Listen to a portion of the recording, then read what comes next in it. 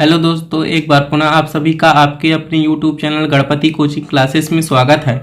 आज की इस वीडियो में हम बात करेंगे मौर्य साम्राज्य के पतन के मुख्य कारण के बारे में, जिसके जो कि ये परीक्षा से रिलेटेड बहुत ही महत्वपूर्ण क्वेश्चन होता है कि ये हमेशा पूछा जाता है मौर्य साम्राज्य के पतन के प्रमुख कारणों का उल्लेख कीजिए, या फिर ऐसा क्वेश्चन पूछ देता है बीए हो या फिर क्लास 12th का आर्ट सब्जेक्ट या हिस्ट्री हो, तो उसमें अक्सर पूछा जाता है ये क्वेश्चन कि मौर्य साम्राज्य के पतनों के कारणों पर प्रकाश डालिए। इस तरह का क्वेश्चन भी आ जाता है, या आ जाता है मौर्य साम्राज्य के पतन के प्रमुख कारणों का उल्लेख कीजिए, या फिर अथवा में ऐसा पूछता है कि मौर्य साम्राज्य के पतन के 5 कारणों का उल्लेख कीजिए।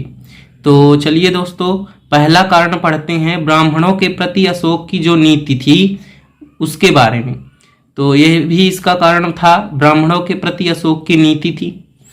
तो अशोक के सुधारों और धार्मिक विश्वासों ने ब्राह्मणों को आघात पहुंचाया था। अशोक की मृत्यु के बाद ब्राह्मणों ने मौर्य वंश का जमकर विरोध किया। यह विरोध मौर्य साम्राज्य के पतन का कारण बन गया।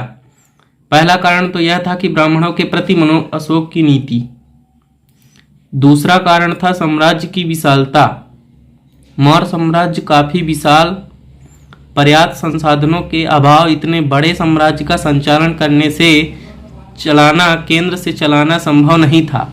सुदूर प्रांतों के अधिकारी प्रायः स्वतंत्र शासकों की तरह व्यवहार करने लगते थे। उनके अपने वश में रखना दुर्बल शासकों के वश की बात नहीं थी। तो दूसरा कारण था साम्राज्य की विशालता। साम्राज्य की विशालता कहने का मतलब यह है कि मौर्य साम्राज्य काफी विशाल था। इसकी विशालता के कारण ये जो केंद्र था इनका, उनके शासकों द्वारा चलाना संभव नहीं था। इसलिए साम्राज्य की विशालता के कारण यह मौर्य साम्राज्य के पतन का मुख्य कारण था।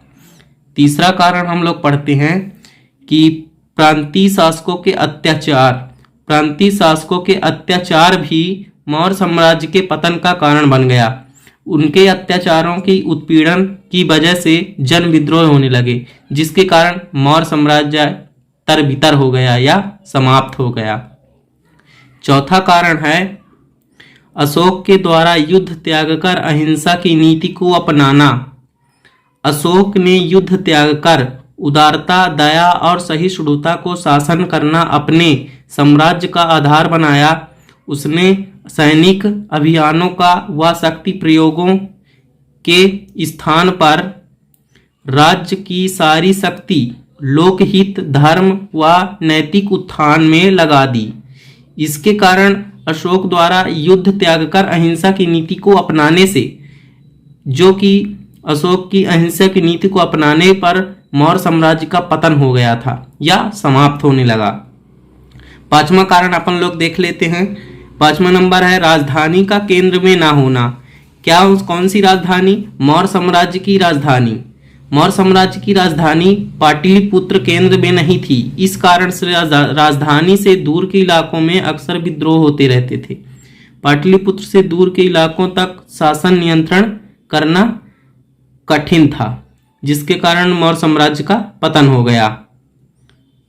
दोस्तों, यदि वीडियो अच्छी लगी हो तो लाइक करें, और यदि चैनल पर पहली बार आए हैं तो चैनल को सब्सक्राइब करें, ताकि इसी से रिलेटेड आपको हिस्ट्री जैसी वीडियो और इम्पॉर्टेंट क्वेश्चन मिलते रहें। जय हिंद।